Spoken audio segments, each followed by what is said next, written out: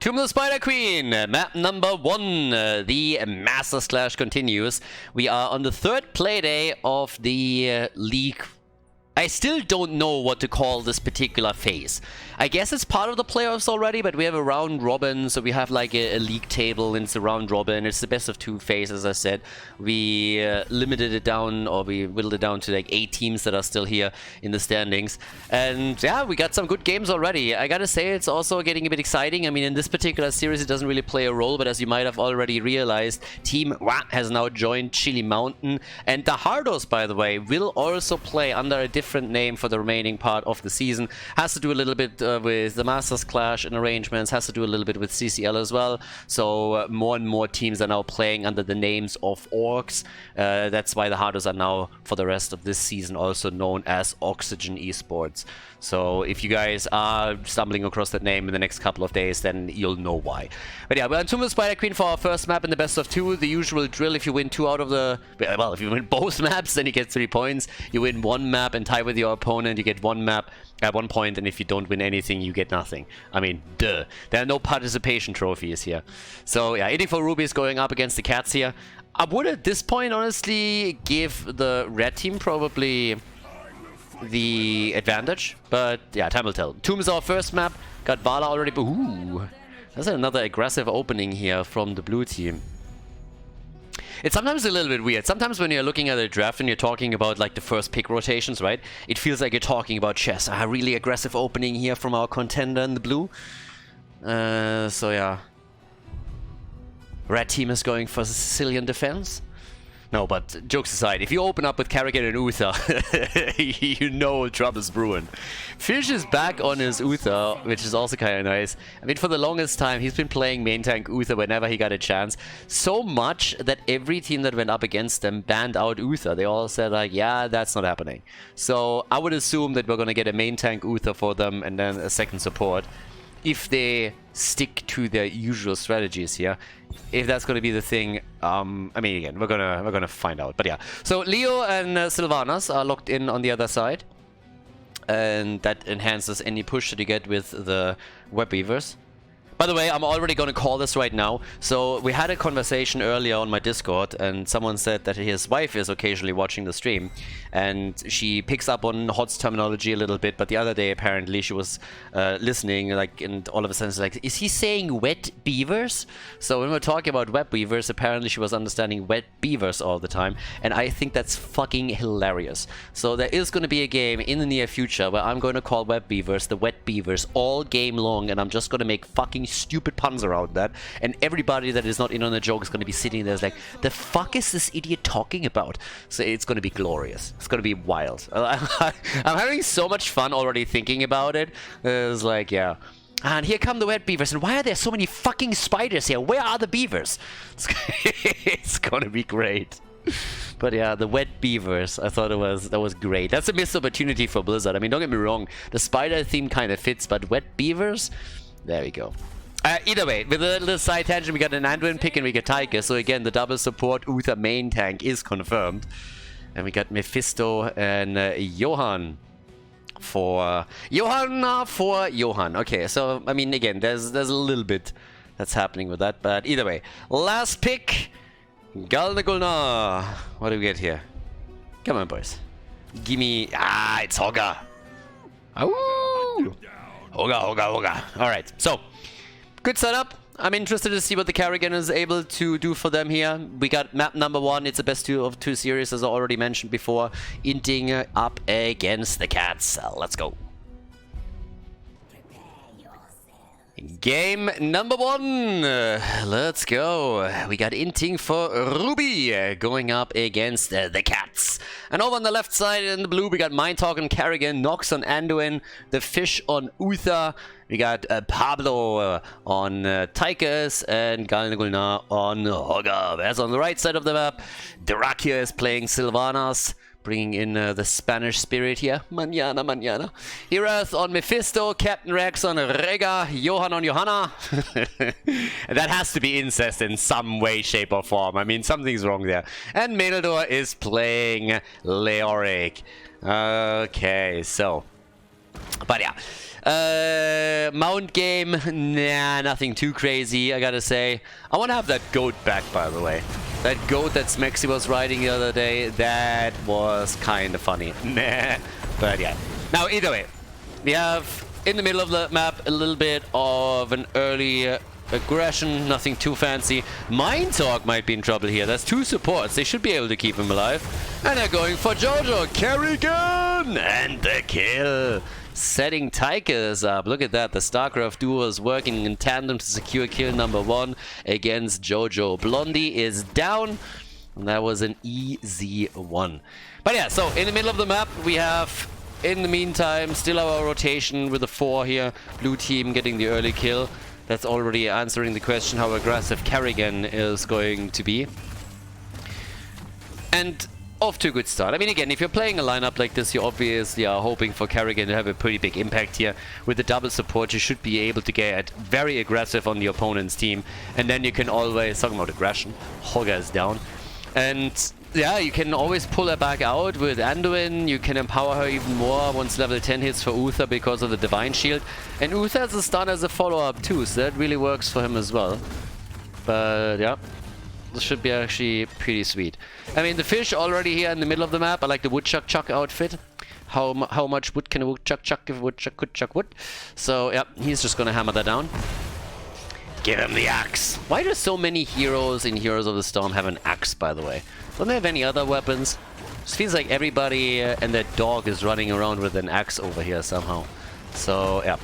But either way, we got our level 4 talent slowly kicking in. And with the early game, at least, we got the blue team in a tiny lead. The soapbox over here. Ooh, there's another combo! And Leo is dead. Gets hit by the grenade as Tychus comes in for the final hit. Good on him. Uther seems to be dropping the hammer. Hammer of Justice. Actually, look at that. What is... What? Pablo! Mr. Escobar, what are you doing? In the rhythm on level 4 for Tychus on this map? With that build? Really? Alright, fair enough. I kinda expected, I mean, okay, if you're strictly only playing around the bigger they are, and Jojo is just reserving her blind for you, then that could be a bit annoying. But I could have seen Master Assassin here as well, just to get some additional value out of Odin when you're pushing with the weapon vessel defending against them. Nothing that we're gonna get there, but yeah. We got already a bit of a turn in, 12 to 14, nothing too crazy. And initially good stacks for Tychus. Yeah, I've been honestly a little bit disappointed with a lot of the Tychus players lately. Whenever they went into In the Rhythm, it just felt like most of them screwed the early trades up very heavily. And it's a typical thing where the early rotations on your trade are going to be much more impactful. Because, I mean, again, it's not like a linear progression that you have with this.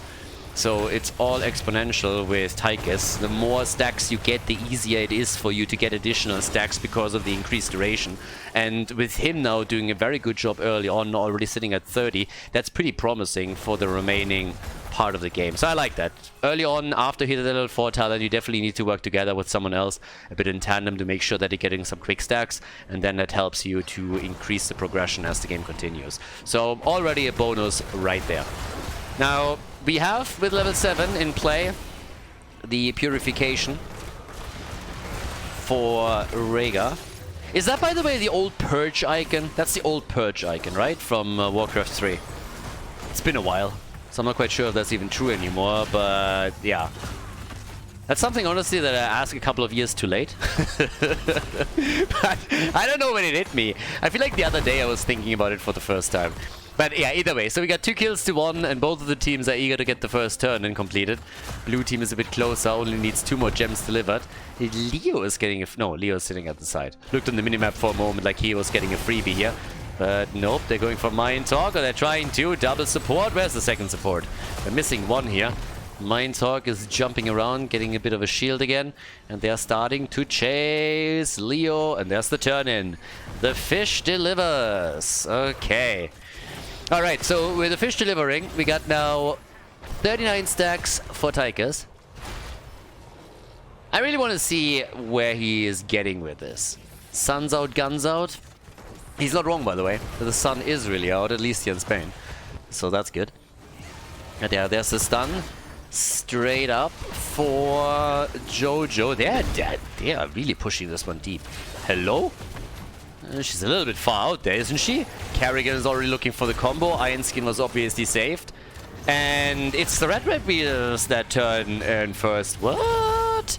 Alright, apparently I misread that a little bit. I was looking at Uther when he turned in, but it seems like he wasn't able to complete it before the red team did. So that explains also why they were so aggressive with their positioning, because they are the ones pushing. Makes way more sense. I was looking at Fish trying to get the turn in, and in my head it just seemed like he completed it, but he didn't. So they turned in at the top before he was able to get his gems through. So the red team is pushing with it. Yeah, that explains a lot here. I was really questioning the sanity of the cats, and yeah, this makes a lot more sense now.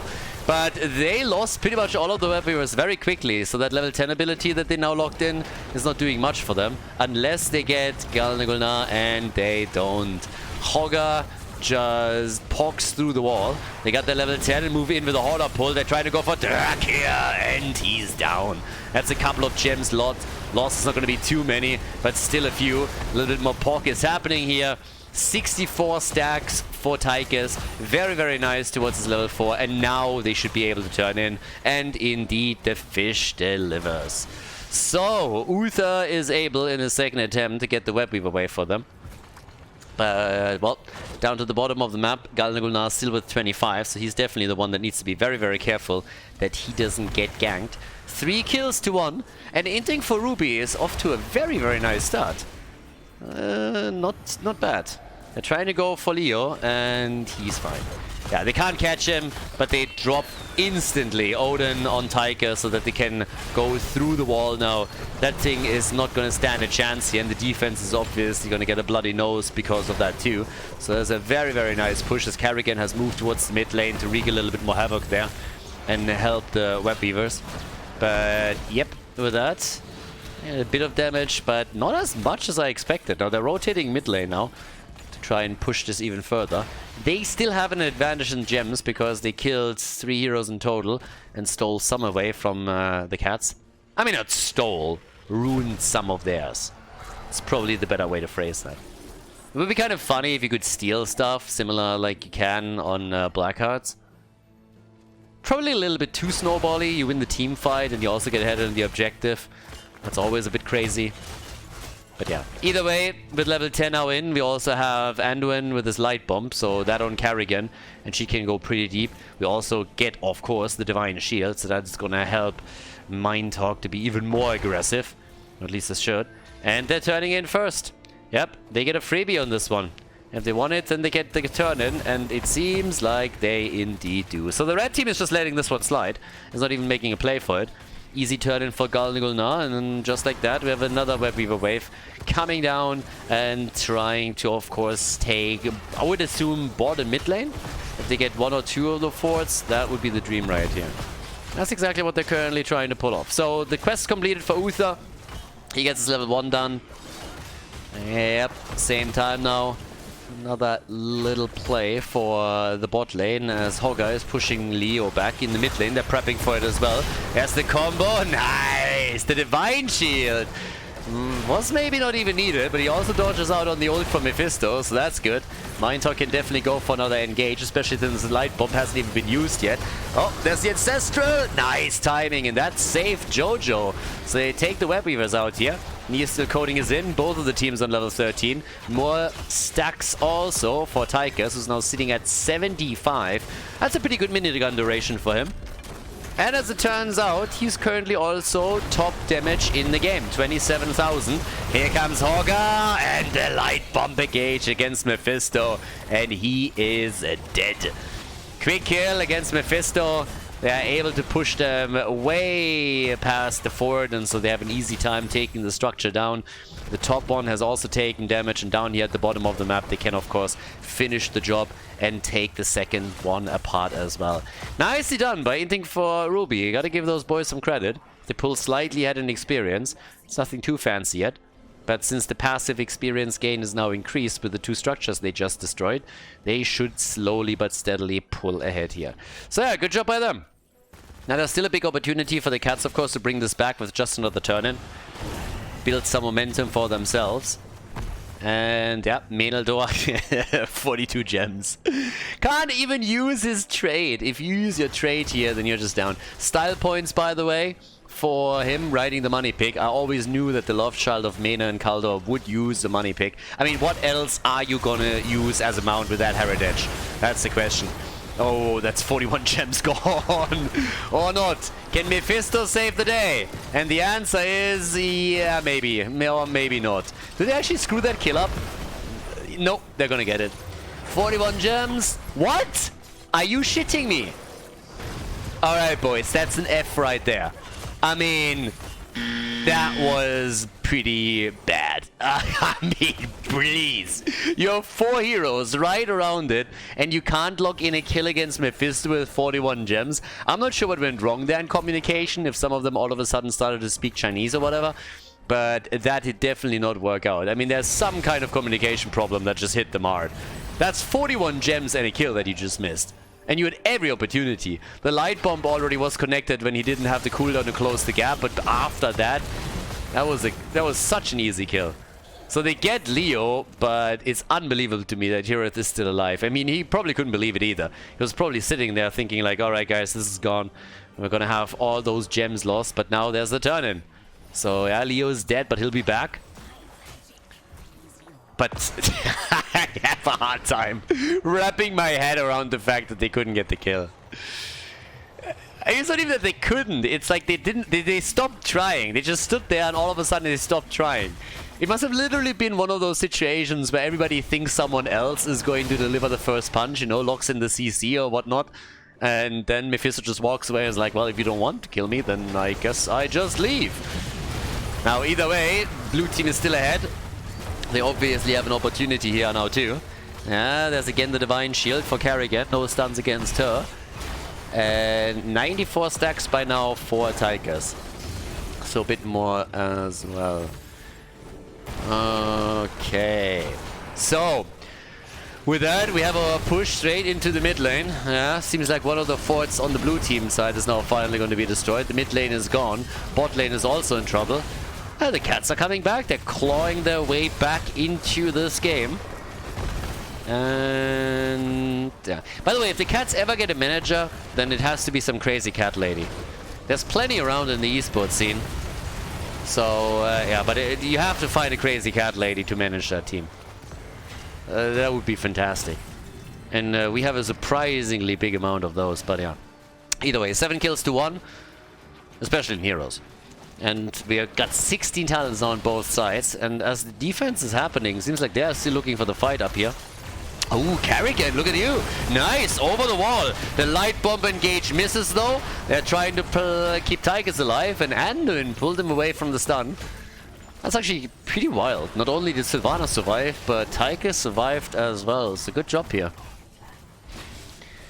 Okay, and that could be a fish kill. Yep, the fish is gone, and there is the bane of any Leoric player in the world. It's Anduin, just pulling people out of entombs over and over and over again. But he has a turn-in, so the blue team has finally a turn-in, another one. If they lose this one, by the way, it's their own fault. I mean, yeah. They lose Tychus, and slowly but steadily, the cats are starting to bring this back here. And, well, scratch that. Alright, ignore what I just said. The exact opposite is happening. Menaldor is likely going to fall now, too. He's not going to be able to run away from this unless he gets the cooldown back, and even then it's going to be a stretch. So, yeah, Anduin is running. Anduin is really good at running. Normally, he runs away. But, yeah, he was trying to chase him, couldn't. Kerrigan, if she got just a little bit closer, then maybe. But they have still web weavers going, and now with 10 kills to 3 and a triple kill against the red team, there's of course a shit ton of momentum that they can utilize now. They have Hogger already pushing the bottom of the map. Starting to make their play here. Bot lane is going to get attacked in the middle of the map. Similar picture. Seems like we're going to see at least the wall fall. And down here at the bottom of the map, Menaldor with 32 gems now. So he's definitely going to be a primary target for them. And yeah, Sylvanas is already defending the top. But they're going to hit level 20. And that is very likely going to be a play for the boss. So that's at least what we can expect from them. And yep, there they are. Instant. There's nothing else to go for here in that situation. Not only do you have vision of your opponent at the bottom of the map, but also they're not suicidal enough to just simply contest you at the boss when you have level 20 talents. That's just not happening. We got 123 stacks now for In the Rhythm. It's a good damage output from Tigers for sure. They get the easy boss here. Tigers is sitting at 48,000. Still keeping up and even pulling a bit ahead of Mephisto, who's with 43k, the top damage dealer for the red team. No surprise there either. I mean, Mephisto, on a small map in particular, is pretty crazy. So, yeah. But then again, we get up at the top lane at the defense, and I suppose we're looking nearly at another turn-in. There's a couple more gems that Inting for Ruby needs, so if they can get rid of theirs, that would be great, but they of course also want the free keep at the top. Oh, yeah, someone just fucked up. Herath just got stunned by the boss, oh boy. And that forced the Ancestral. So he actually nearly died there. Now they don't have an Ancestral for another 1.5 minutes. The keep is definitely gone. No way to save that. Easy one to log in. But that was rough. It was a bit unfortunate. I don't even think they saw what was coming there. And then all of a sudden the boss stun happens. Kerrigan just comes in and moves up on it. Follows up. And yeah, that's a chain. 0 deaths, by the way, on the doggy. So Rhaegar, he was able to survive here. And they're of course hoping for the turn-in. So they're trying to make the play for the middle now. Nearly level 20 for the cats as well. They've been trailing behind for a long time here. And they are trying to mitigate that. If anything, I'm surprised that this isn't really... I mean, you can make the argument that it's not going to be contested because they have level 20, but still. So the turn-in is accepted. They just get the siege giants at the bottom of the map. And, well, for now we got the Farseer's Blessing. Jojo apparently has to really think if she wants to upgrade her level 10. I'm pretty sure I know what we're gonna see there. And on top of that, what are we getting? Mimic, no surprises here. I mean, obviously the upgrade for Leo as well. Honestly, if you hold your ult this long and you don't pick it, or you're 20, then you're not allowed to pick the standard. You have to go for something else. It's a new rule that we're developing here. If not, you can be named and shamed by the cast side. There we go. Going actually in blinded by the light. That's pretty interesting. Really? Okay. Yeah, that's actually very interesting to me. I did not expect that to happen. Obviously, there were a couple of changes to Jojo, and they tried to also nerf the level 20 slightly, but still. Blinded by the light now instead. Not really what's gonna help them here survive. I mean, if you're already on the run, that's not gonna do it for you. But he did at least pick something else, so good for him. Either way, with that, we got on 20 also, by the way, the Bob and Weave. We got the No Control. Tiger still with 1, 2, 3 stacks on his level 4. But this is a really nice duration that you have here. I mean, if you make that little play, that is a lot. So, yeah. There's more than 3 additional seconds that you have on your trade, and that's just great. That's all that you gotta do there. Alright, but let's go. We got another turn-in for the blue team, and they're already ahead. And in addition to that, they also got the bot lane, so this one's pushing. That's gonna be a few hit points off the keep. 19 minutes into the game. And with another turn-in, I'm honestly a little bit afraid for the cats. If they really want to stop this, I would have assumed that they are willing to fight for it, especially since they have all of their ults still available, and also the Buried Alive, plus the follow-up from Mephisto. But instead, they're allowing the Web Weavers to be claimed, and that is likely going to cost them another keep, I'd say. No big red button, but Odin alone is also going to help them. So, yep. Let's actually see what they can do here. Middle of the map, that's where we're gonna have our little battle. Leo is coming in. There's already the ult from Mephisto. That didn't have the impact they were looking for. Now they're looking for Menaldor and his follow-up. But he can't get a decent tomb out yet either. Yeah, this is getting a little bit tricky for them. The mid lane at least gets defended, but it also means that they can just simply rotate down towards the bottom. And at the top, let's not forget, this is moving straight in for the core. But down here, the entire wall has been opened up earlier, and this is the moment where Tigers decides, okay, time to pop ult, go straight into Odin, and commandeer that thing a little bit. The Web Weavers at least get burned out very quickly, but the shield on the core is also falling, and that's something they gotta deal with. There's the Divine Shield, Ultralisk is out too, so pops the ult, and they want at least the keep, and they should be able to get it. And as all of this happens, the core is losing hit points. Shield is nearly gone. And yep, that's already 10% gone. So they gotta be real careful. They need to send someone back. There's still a couple of catapults. Question is just how much are they going to lose here. The fish is down, but he has redemption. Uther will be back. No control, by the way, as Pogga is just pogging around like crazy. Yeah, they go for another potential kill. Can't get it just yet. Mephisto is dead, and the keep is still in play. The only question is for how much longer. 30% lost on the core, so that one's down to 71. Just imagining another boss being taken. That bad boy is up. And Mephisto is gone. That's one of the main damage dealers. They're trying to save the bottom keep. Spoiler alert, that's not working. Yep, that one's also destroyed. And now they can, of course, decide how they want to play this out. Either they make a play for the boss. They could go for a few more structures. They could also just throw a Hail Mary onto the boss and be like, well, whatever, let's take this one. Medeldor is dead. And just like that, we have a potential winner in game number 1. It seems like the blue team is going to be able to lock in the W here. 160 stacks for Tigers. Our boy is looking good. Damage output is at 75,000.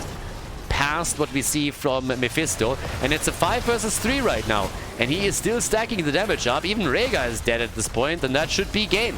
So, yeah, they are able to make it. They come in, take it on, and that is game number 1. As Inting for Ruby takes the lead in the best of 2 series here on the 3rd playday of the Masters Clash. GG. Before we head into game number 2, make sure that you subscribe to the channel if you haven't done it yet, so you don't miss out on any future content here on Khaldor TV. Game number 2! Battlefield of Eternity is our second map. And the lead goes to Inting for Ruby. Apparently Pablo Vitor is, by the way, Alfredo, our Italian-Brazilian from the UK. I like his other nickname more. Alfredo is just much better. Always reminds me of pizza. There's that. Not to bring up that old chestnut again. But by the way, just for the YouTube crowd there, everybody that doesn't write their preferred pizza into the comments accepts at this point that they are a fan of pineapple pizza. That's a very scientific way to find out how many people actually are in favor of pineapple pizza, and it will, for the rest of my and your life, influence what we think about that particular topping choice. So there it is. Everybody that doesn't write a YouTube comment on this video loves pineapple pizza and is absolutely on board with, yeah, the pineapple train. The most American of all pizzas. So, Li Ming as an early pick. Why are they banning Vala the entire time? I mean, come on, boys. The Red Riding Hood is an amazing hero. She's a lot of fun, and she can be played with multiple things, and she has a ding ding ding ding ding build, and she's just awesome. So, why do you ban her? Why do you keep doing this to me? It's like, this is just not cool. Yellow card for me. Yellow card right there. Dibbles and Lunara. Alrighty, Alfredo with Lunara. Let's go. What do we get? On the double pick here. So as they started things off with Li Ming, they could technically also even think about going into an Ana pick at this point. If you go Ana plus Li Ming, then you have, of course, your Nano boost available. Depends a bit on... I mean, Johan can't pick his Garrosh. That one has already been banned out, and Diablo's taken away too, which is another one that we oftentimes have seen from him. Malfurion and Blaze. Okay, does that mean that we might see even a Trace on their end? I don't think so. Malfurion would also mesh pretty well if they are deciding to go into a Stitches, which I also doubt on Battlefield. We've seen it, but still we'll find out.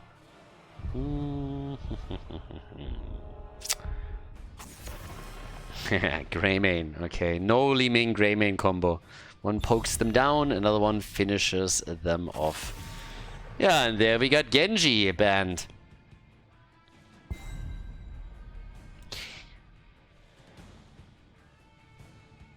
I wanted to say something dumb about Genji, but I honestly can't. At this point, there's nothing that comes to mind. Genji is a pretty cool model too. Little cyber ninja. I gotta say, from a design perspective, Genji is pretty sweet. So yeah, it's not too bad. I would have loved like a proper ninja skin for him, like an old school ninja theme. That would be kind of nice. But yeah.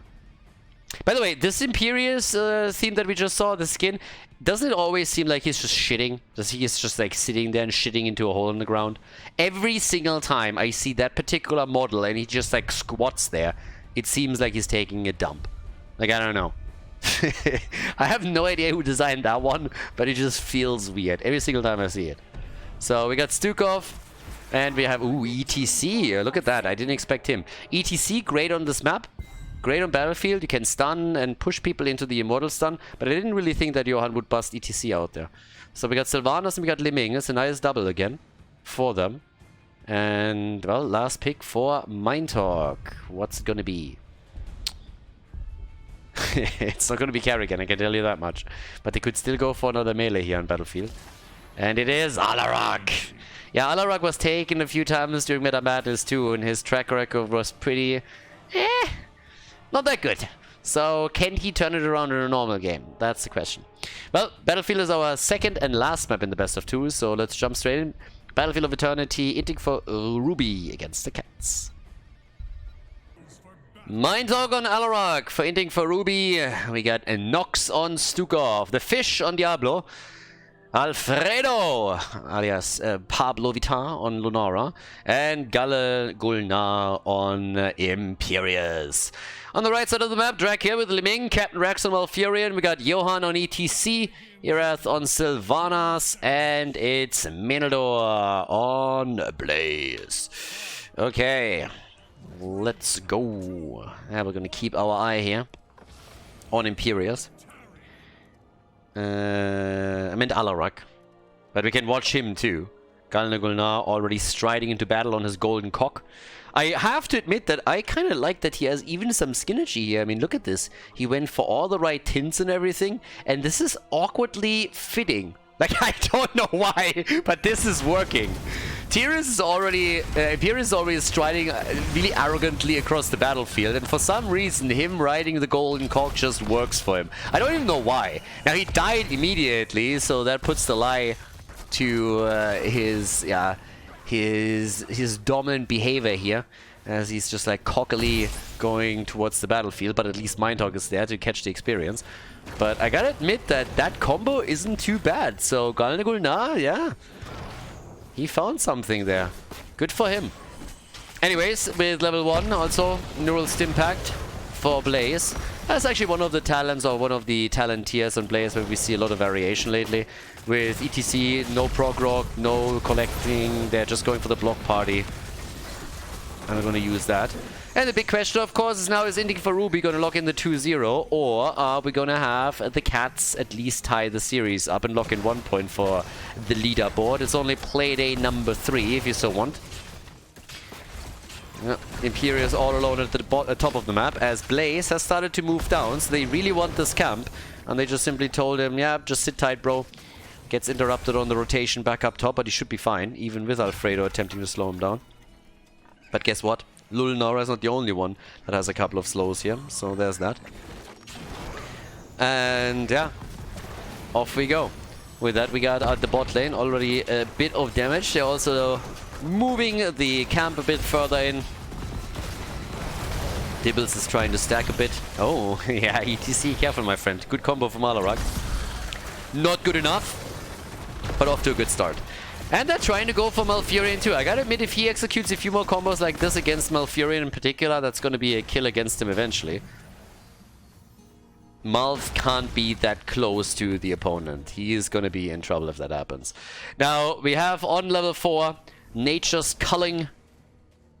And up towards the top, still our 1 versus 1. Initially, when I saw that talent, by the way, I misread that a little bit. Not today, but like when Lunara first came out, I thought it was like Nature's Calling. And I always thought that Lunara wanted to take a dump or something. So yeah, and then at some point I was like, oh, wait a second, that's actually not an A. I was like, okay, this makes way more sense. I was like, yeah, sometimes Lunara is a little bit shitty, but still, I wouldn't go that far. Camps taken for both sides now, of course, as the Immortal is spawning. We have another 2 seconds until we're seeing the Immortal appear. And it seems like they're going to try for Galna Gulnar again, and he is not in a good spot. Completely isolated and just gets absolutely dumpstered. They want him, and they want him badly. collapsing onto his ass and then just taking him down. Problem is that at the bottom of the map, the blue team has just decided that with the lack of any significant defense outside of Druckers, Li Ming, they're going to try and take him down here. But yeah, both teams are now pushing. And at the top, we even have the camp still in place, so they're losing a lot of hit points on that fort. Nicely done by the Cats. So they get the advantage at least on the objective, and that fort is taking a beating. Now, the fight over the Immortal hasn't really even started yet, so that could still be anybody's teams to guess, but either way. Got a quick move for Lulnara. Careful. Yeah, Bambi's in a little bit in trouble here.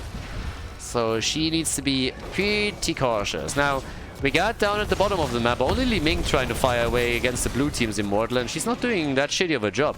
She's actually doing way more damage than I expected. So the halftime show still goes to Inting for Ruby, but they're not winning it by that big of a margin. And they nearly lost the fort at the top. So structurally, there's a slight lead for the Cats. If they can win the objective, they can definitely build on that. For sure. But instead, they gotta play defense now. And Diablo with another good wall stun, but he might be in trouble. He might not be the only one. They really want the Immortal, but they're going very aggressive for it, and they might have to pay a price for it. Lulnara is low. Everybody's low, honestly. Imperius is able to escape. Level 7 talents kicked in first for the Cats. And they got a slight advantage. Maybe that could take a few more hit points off. But the Immortal, I suppose, is eventually going to be taken by the blue team. But they're losing Lulnara. Bambi is dead. Yep, they get the objective. It's a small shield, but I guess the fish is also going to get dropped. Well, Diablo is definitely in trouble here and is trying to escape, but I don't see that happening. So yeah, Dibbles is down. The Immortal is going to travel to the top lane, but they should be able to defend this quite easily. In total, we have 4 kills to 0 now. So not too bad. And they should burn this down very, very quickly. Structurally, I would still give the lead to the Cats. Winning the objective would, of course, done a lot for them here, especially given the fact that they were able to get a few kills together with it. But yeah, it didn't quite work. Alright. They're trying to go for ETC, maybe. Nice isolation here from Stukov. Knocks from the back made this a bit more difficult for the frontliner. Alarak still up against Blaze, and they try to go for the camp here. Whereas down at the bottom of the map, Mindtalk and Menaldor are still playing this out, and Menaldor doesn't like this at all. He knows there's a rotation coming his way, and he was instantly was just like, yeah, please, I just want to go home, bro. Just let me go. I don't even want to fight. I'm done with this. And Pieris is trying to defend here. Should still be able to keep the fort. Good for him. And down here, they're still pressuring this a bit, but I would really recommend to take at least the minions out. Well, that fort is going to suffer even more hit point losses. Looking for a double camp play. Mindtalk, yeah, immediately. ETC and Blaze were both ready to control the bush here and make sure that nobody can sneak in without them noticing. Johan, as you can see on level 4, he went straight into the crowd surfer. So that helps him also to be a bit sneaky, hide here, slide over, and maybe even stun somebody out to get a quick kill in for them. Currently that didn't really work out, but the threat is of course always there and forces the blue team to just position a bit differently. But there's the early level 10. With all those extra kills, that doesn't come as a surprise. Oh, that would be a good one. Oh boy. Alarak got wrecked. That was a quick kill. Very, very well executed. We see a chance, slide in, stun, zip, and goodbye. Good combo, nice targeting there from Dracula and Li Ming too. Now they got level 10, and that should help them to get the halftime show. Maybe even more than that. There's no level 10 available for Inting for Ruby yet either, so there's another problem. And yep, easy. Easy 50%. Okay, good for them. Now, Counter-Strike is in. We got also the Lightning Breath. Lunara is jumping around a little bit, so Bambi is going for the leap. Imperius is turning into Uber Eats, as he's going for the delivery service here. Did you order a free kill on Malfurion? Well, here he is. 1 Giza takeaway. 1 Giza to go. Okay, so either way, they're trying again to go for a defensive position first because there's still the camp to be taken on the right side. I don't know if they can take this. The fight is happening, and they played this too aggressively. So while the 2 damage dealers were missing, the blue team just said, hey guys, we know what you're doing. You're trying to take the camp. You're getting greedy again. So we're just coming in. We're going to take Malfurion down. And that's the Boomer gone. And now it seems like they're going to lose the advantage. Good call from Inting for Ruby. They realized what was happening and are trying to take advantage of it. But Galdegulnar is low on hit points. And as they're hitting 0, he dies. So it's a 4 versus 4. Well, scratch that. Liming is also getting dropped. Bambi was a little bit too strong here, as it turns out. So now we got 6 kills to 2. But still, that was a great call from Inting for Ruby. And they might win another objective here. They're probably going to lose the top fort finally. I mean, it's about damn time. Maybe not even now, which is kind of nuts. But they're winning another objective. So for the cats, that's a bit shitty. They got greedy. They thought, well, we got the halftime show, boys. We can sneak in our camp. And even when they were attacked, they were like, yeah, they're going to back off. And the blue team just said, both of your damage shields are missing. We know exactly where they are. We're not stupid. So either you bring them back from the camp, or we're just gonna take this. And that's exactly what they did. They take Malfurion down, and they just called the bluff. So yeah, I like it. They called their bluff, made the play. Now we're getting ETC attacked again, stunned into a wall. And yeah, I'm not too happy about that, I would assume. But there we go. Stun into the Immortal Stun. Me likey. Those are always the sneaky plays. These are the plays that I really love. When you have somebody with telekinesis, with ETC or whatever, just like pushing someone into an Immortal Stun. It's like, yep, you are getting wrecked, my friend. But again, they were able to get away. It's good for them. And what are we going for? We got for now also Nature's Swiftness. What does it even mean? If anything, I would say that Nature's usually taking the long view. Full barbecue. Full barbecue from Diablo, just zoning out 2 heroes instantly, and they can turn on the rest and take ETC down. So ETC is gone, and Sylvanas is also dead. Maybe a counter kill against Mind Talk, but we're gonna call nope on that one. But they are getting Malfurion. So he is dead again.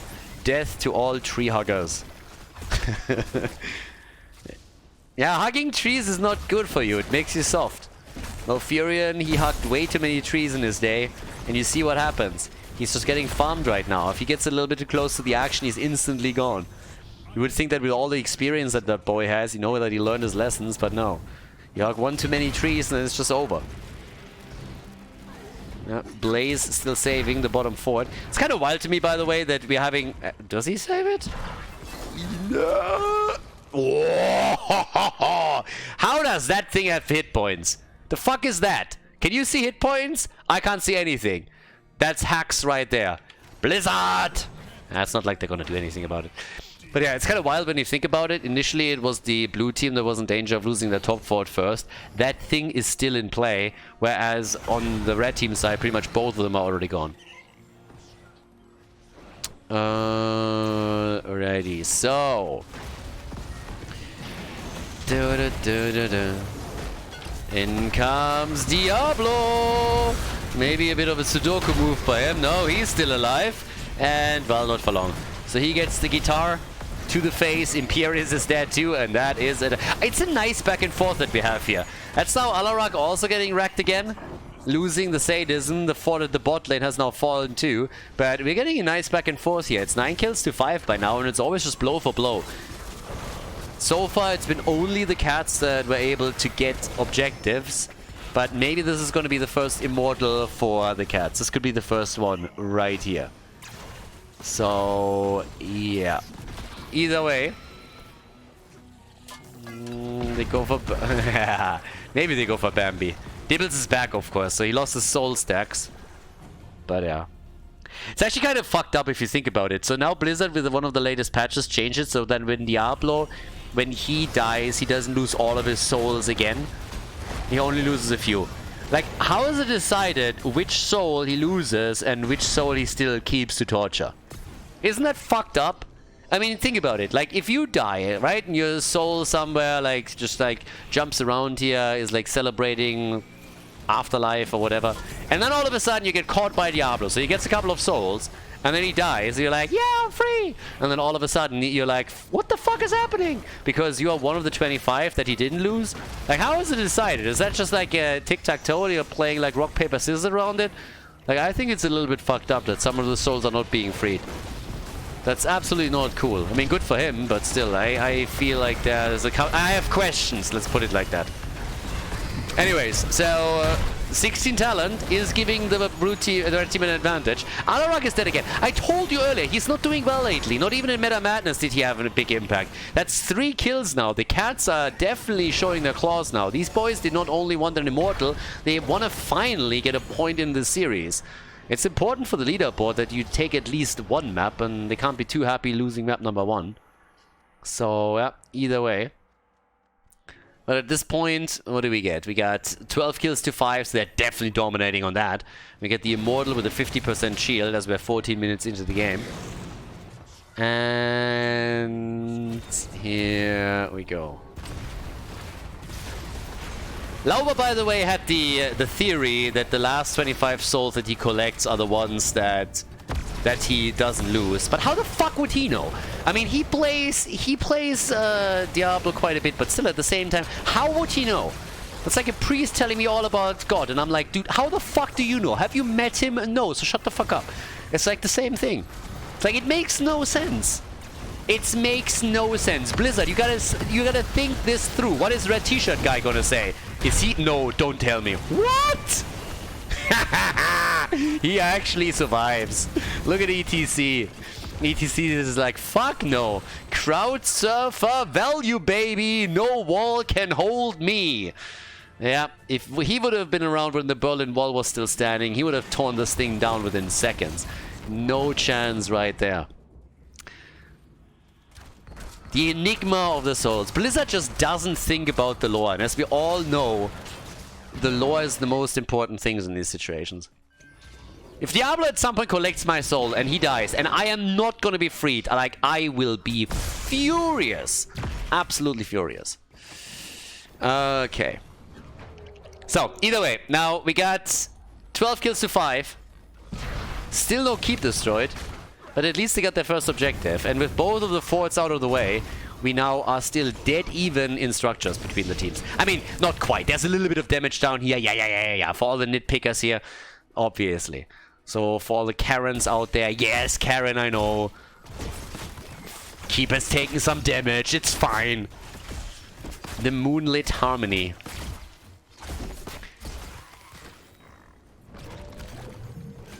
$43,000 damage for Living. 39,000 for Sylvanas. Girl power. Yep. Both of them leading the charts here quite significantly. Bird boy over here. Why does he have to ride on this anyways? I mean, think about this for a second. You are half a bird. Like, why the fuck can't you just fly? Medivh can fly. Falstad can fly. Why can he not fly? It's clearly feathers. And isn't there like a lot of magic involved too? Shit makes no sense. So yeah. Blaze at the same time. Like, talk about stuff that makes no sense. We got Blaze in just spilling oil everywhere, and then we have like the fire from Diablo, even with his lightning breath. Does that light up the oil field? No. I say, come on, Blizzard, be a little bit consistent here. Wouldn't that be way more fun? Just think about it. Oh, no! The mosh pit gets interrupted! He just wanted to party! Where's the dance? Oh, Dibbles! Yeah, he's dead again. Yep. Not even losing any souls this time. Imperius is down. Jeez, they're getting slapped around. That front line is getting murdered so hard it's not even funny anymore. 15 kills to 5. There's level 20. Yeah. The lunar shower. That always makes me laugh. When the Donald hears about the lunar shower, he's gonna be, ooh, tell me more about it. Lunar shower, it's the best shower. Except for the golden shower. Sad. It's tremendous. Every time I see that talent, I'm laughing. Anyways, 20 is on the board for them. They got a big lead now, and they should be able to end this. Lulnara is nearly dead, and well, caught scratched nearly. She's down. Lulnara is gone, everybody, and that is a victory. Yeah, it's a tie in the series. Nice. Each team gets a point for the standings. Nicely done by the Cats here as they take down Inting for Ruby on Battlefield.